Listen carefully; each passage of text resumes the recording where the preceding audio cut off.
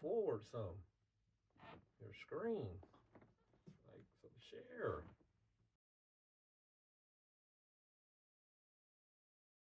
Good morning, everyone. Welcome back to the More Motivation podcast. My name is Kruti Sandhya, and I am back as your co-host. And today I'm joined with the president and founder of More Motivation, Kendrick Moore. How are you doing today? I'm excited, Kruti. We got Cassie locked in, ready to go. Cody was down here. I don't know where Cody went, but Cassie was just resting, but now she's active. So, hopefully she's not much of a distraction, but she's a good luck charm. And the audience loves her too. So we locked in and ready to go. Awesome. Well, let's get right into it. We always start off our podcast with a shout out to a person, a business, something in the community. So what's our shout out for today? Yeah, so today it's going to be some work that we're going to be collaborating with, and we began that work just recently over the past month with Ellington High School and the Leadership Academy that they've asked us to collaborate with, facilitate. So we're going to be hosting a Leadership Academy with students from their high school, which leads into a big time leadership conference that we'll be hosting in April. So big shout out to again Ellington High School, the public schools, for even thinking of us for that opportunity. But more importantly, thinking of how to benefit the kids, because they put together so many other opportunities that when you look at it from a holistic standpoint, it's about preparing the kids to compete with every kid in the country. Right. Going there and visiting a couple of days ago, it was great seeing how much they've prepared and created for the students. And it's definitely going to be impactful and help create the future leaders. Right, for sure. I forgot to mention and ask, it was your big 5-0. So how was your Let's stop always saying that. It's just a birthday. Okay? It was a regular day with some food, friends, family. So it was a nice birthday. Yes, thank you guys. It was a nice happy birthday. Okay. Wow. Let's get into the feedback from last week's podcast, and that was everybody can't go. So what was the feedback like? Yeah, I mean it's a realistic conversation, and what we got a chance to talk about last week was about the selection process in life, where like once you start getting into different spaces where you're trying to go after something, achieve something, your goals, and a job, a promotion, like it's you can be as talented as you want, you can have all the skills that you want, but the reality is that everybody's not going to get chosen. Right. So, it was one of our awareness topic, right? And give people perspective and a look on that. And that's kind of what people gave us the feedback about too. Like, man, it's like that perspective and realization that like, that's a reality. We can't avoid it. And how do I start adding value to the things that people are looking for? 110%. And it even got me thinking about like myself, and it's applicable to everyone. Where I'm at, what I'm doing. So I know we have something powerful again today. Can you tell us what's on deck? Yeah, so we're gonna stick right with, since we got the opportunity and we brought that to life today, or brought that to the audience, I should say, about the leadership work. And we talked about it before, the importance of teaching leadership and the skills that you gain from that. So we're going to stick with that topic today, but we're going to talk about it in a little different, from a different vantage point, when we say like, man, it's not the most thankful job. It's a thankless position a lot of times, and that's one that really doesn't come with a lot of reward. Right. Well, talk to us. Tell us more about this topic. Yeah. So we think about it, Kruti, man. We talked about this a while, and it's funny. I'm thinking about this morning. I wore this shirt intentionally, right? Because I remember when you first asked about it, this is one of our oldest shirts. One of my favorites. Yeah, impact over accolades, right? But it has to do with leadership. So even when we came up with this idea, the impact over accolades years ago, the focal point was about leadership. Because when we think about leadership, if you're thinking about being applauded all the time, if you're thinking about being liked, you might as well forget it. If you're thinking about the rewards, some tangible rewards and awards that's going to come with it, you're doing it for the wrong reason, and you're looking at it from the totally wrong angle, right? It's about impact. It's about the impact that you have on others. And that's where this conversation is going to lead to, where what we're going to drive most of the questions and stuff from is really having a true understanding of that. Of when you step into that leadership role, what is the expectation? And it aligns Kruti directly with things we always talk about, which is standards. Right. You know, standards drive leadership. And it's important to really be able to understand, how do I stick with that in a world where, and it's been the whole thing, and the climates are changing, in a world where relationships are so important, caring about people are so important. But at the end of the day, you're not always going to make people happy. You know, you're not always going to leave there feeling great about some of the decisions you've made, because they're going to impact and affect people seemingly in a negative way. So that understanding of that, but really understanding impact over accolades, and then leadership from that direction. Right. I also want to say this is especially important in an environment where social media likes have become such a prevalent thing. Boy. And it's like, you'll see people being like, I'm a coach, I'm a mentor, I'm a leader, just so they can post it on social media. But when it comes to real time, you actually need to help someone. It's like, I can't even reach you. I'm calling every number I have. Right. And it's like, you're nowhere to be found. Right. So I think this conversation is going to be really, really important, especially with the climate that we're in. Exactly. In this generation. Yep. So why don't we first start off by talking about, why can't leaders afford to lower their standards even once? Yeah. Especially because this is a conversation we always have. Yeah, and you, Kruti, you hit the nail right on the head with what you just your transition, because your standards just naturally, once you step into that role, your personal standards, they become the culture. Like, as a leader, your standards, they just become the culture. And that's why it's so critical not to fall victim to the feelings that come along with the relationship piece. You have to stick to your standards, because once you decide to change your standard, you lower the expectation of the culture. Like, if you do that once, you just give people the thought that, you know what, the structure isn't that strong here. And you never want to give off that impression as a leader when you're trying to get people to follow. The most important thing is stability. It's structure. It's consistency. And not just with, oh, I'm posting something, not just with what you say. It has to be directly ingrained in your culture, in your standards. Because we think about this. We deal with people. It's easier for people to adapt to spaces where there are low to no standards, where the expectations aren't high, than they will adapt to spaces where the standards are high. You got to be willing to go through it as a leader.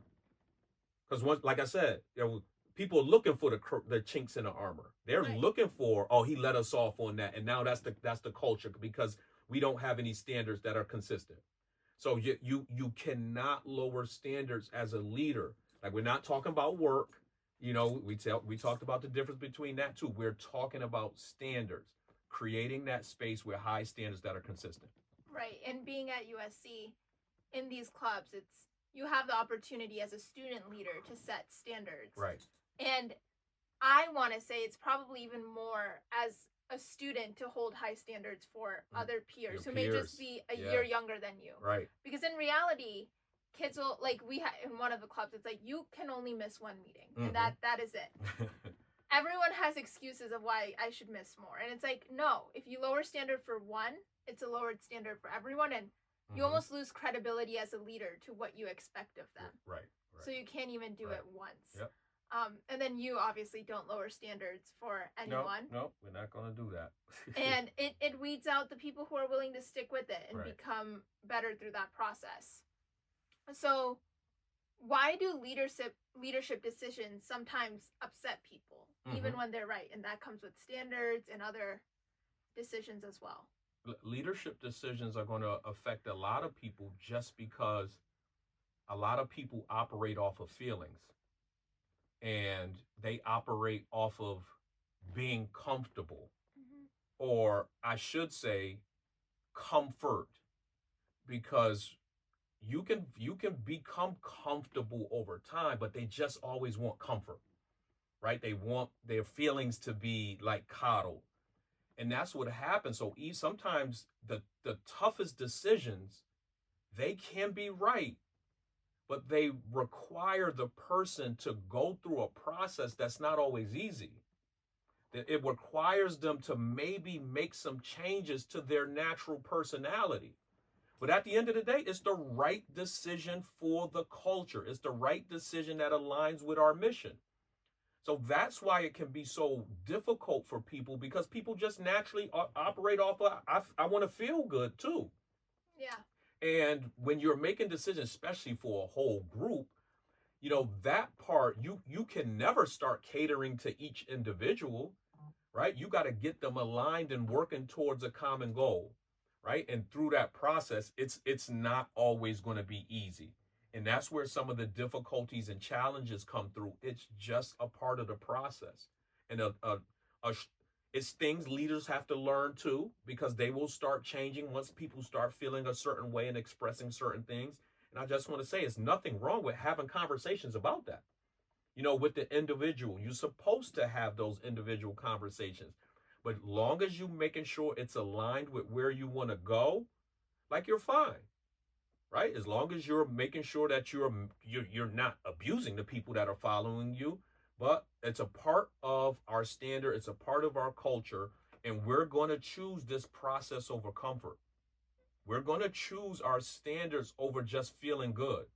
And so I think that's one of the big adjustments that people have to, along the line, have to make, especially when we're moving forward. But here's the deal too, Kruti, especially for those people, because again, as leaders, we want to build other leaders. And through that process, we're also teaching them that too. It's a huge part of it. With teaching the people that are following us, we want them to end up being ahead of us, but there's those certain things that they have to learn as well. I do have to say, I feel like leaders who are able to be okay with like ruffling some feathers in terms of feelings and having people around them be uncomfortable have to be led that way first. Mm-hmm. Mm-hmm. I just thinking of myself, I had to go through that with you first. Like there were times where I was like, this decision doesn't make me feel good. I just want to be coddled. And it's like the standards were never lowered for me. And that allows me to know that I can lead without coddling everyone's feelings, because I know it's for the greater good of the group and the individuals. Yep. Next up is, why is understanding different personalities essential for effective leadership? And how do leaders stay grounded knowing individuals are affected differently? Right. This is a heavy question. Yeah. So with that first part, what was the first part of that again, Kruti? It is, why is understanding different personalities essential for effective leadership? Yep. And here's the deal. When we're working with people, I think about the conversation we actually did 2 episodes on this called the feedback loop, where we talk about the different things where I deliver a message, you receive it. You deliver a message, I receive it. There's so much emphasis in those conversations that we had that's put on with the space that the person is in with them receiving the messages. Like, because we have different personalities and different people that we're working with, it's essential to try to understand the individuals that you're working with as individuals, but making sure they can accomplish the thing we want as a team. So the space that you're in, because I'm going to communicate this message. We talk about it, delivering this message to an entire group the same way. Like, your idea of communication could look different from someone else's. The things you've already faced, trauma from leadership, people that you've been following, might look different from someone else. So all of these things, those factors, cause you to receive the messages differently. Right? So that's why that part is important. But again, at the same time, it still should not deviate. It still should not make you deviate from your long-term goal. Adapting and adjusting to individuals is not coddling them, right? Having the offhand conversations with them about what can get them to that point, that's not changing your standard. We're still going to hold you to the standard. But we also understand that people operate differently. They've been through things before they entered your spaces. They're making decisions or ideas and judgments based on some biases that were already created in their brain. So we also have to remember that, right? Everybody has a story. So that's a big part of that. And can you ask me about the second part of that question again too? Yeah, the second part is, how do leaders stay grounded knowing individuals are affected differently? Yep. So again, I think I touched on that just a little bit. It's just really making sure you stay true to who you are, while at the same time, again, taking care of the people that are following you. And like I said, taking care does not mean changing the standard. It does not mean lowering the bar. It does not mean like, you know what, I only expect you to get to the 20-yard line and not score. Right? That's not that. But it's about gaining a deeper understanding about the individuals that's going through this process. And great leaders, they know how to get an entire. I love being in spaces because that's a challenge. I love being in spaces where there are large groups of people, and I got to get them on the same page to accomplish something. Like that's a great thing as a leader to be able to look forward to understanding those challenges that come with it. And that ties perfectly into the last question that wow, that I have for you. And this is a challenge for many. I feel like in corporate America, in real life, in just their personal life, when you're being a mentor or leader to someone, like, how do you move a diverse group toward one common goal as a leader? Mm-hmm.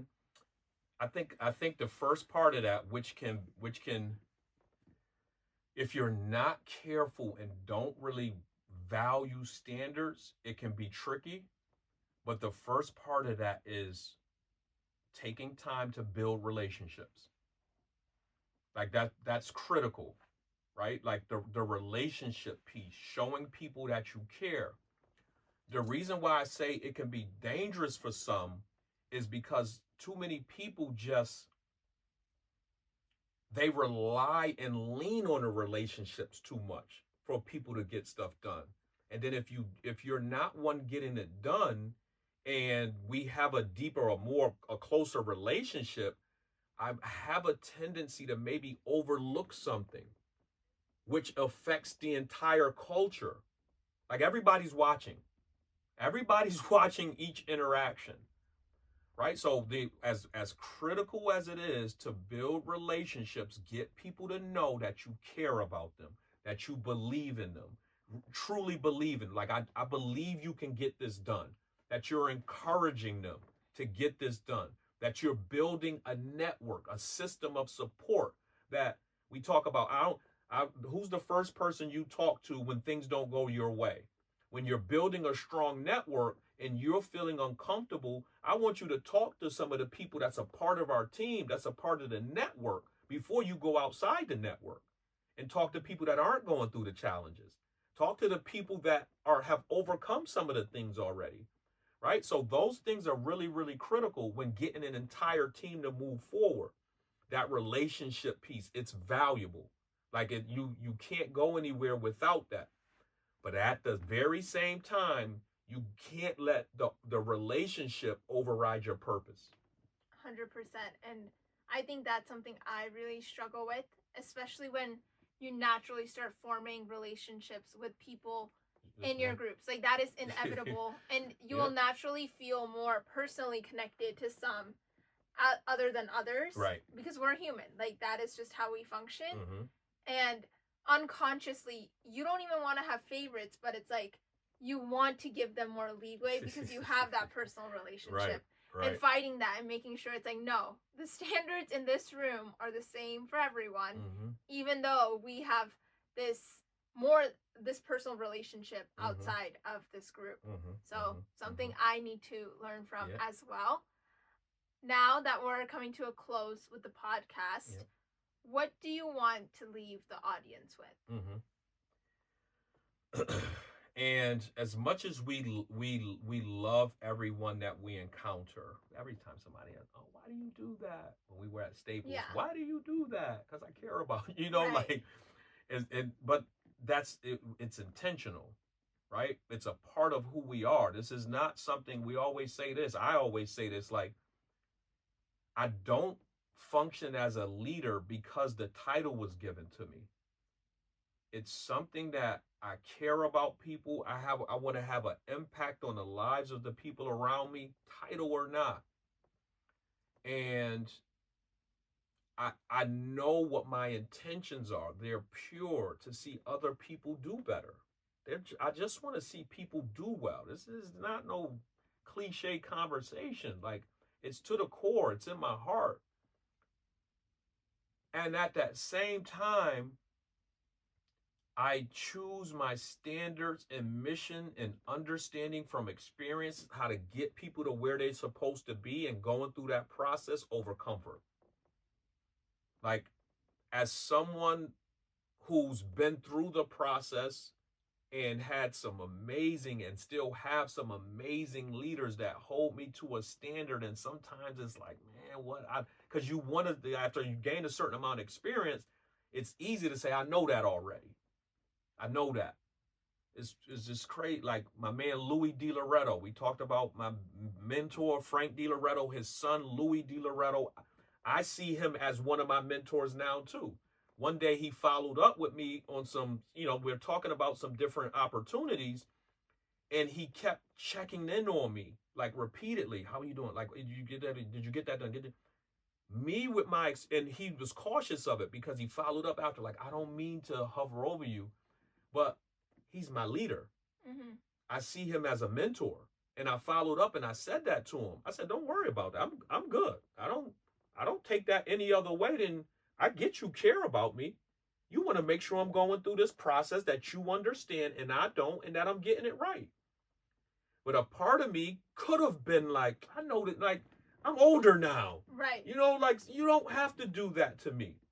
So, but we always have to stay in that learning space.